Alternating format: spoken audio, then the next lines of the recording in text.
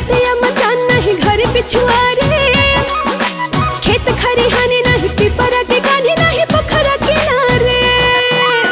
ऐसन जगह चल प्यार के जुनून देखावल जाई। चल चल ए रानी, चल चल ए रानी मून प हनीमून मनावल जाई। चल चल ए रानी मून प हनीमून मनावल जाई। चल चल ए रानी मून प।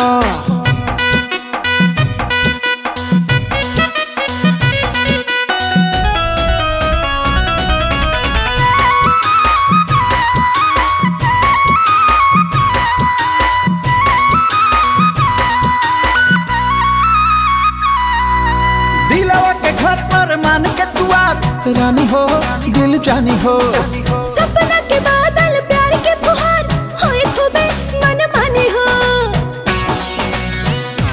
हाय दिलवा के घर अरमान के दुआर रानी हो दिल जानी हो। सपना के बादल प्यार के फुहार होए खूबे मन मानी हो।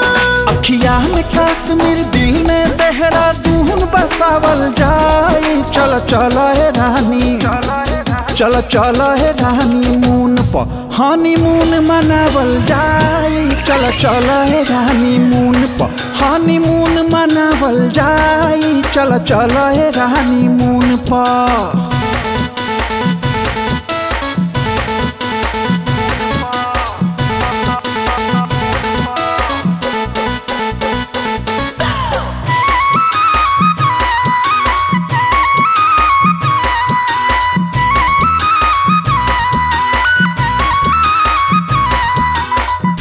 पलंगरी पचानन कसर मजा आई खूबे मजा आई।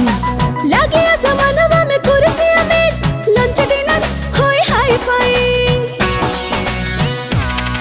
अरे फूल के पलंगरी पचानन कसर मजा आई खूबे मजा आई। लगे समानवा में कुर्सी मेज लंच डिनर होए हाई फाई। हवा महल में ब्यूटी के सैलून बनावल जाए।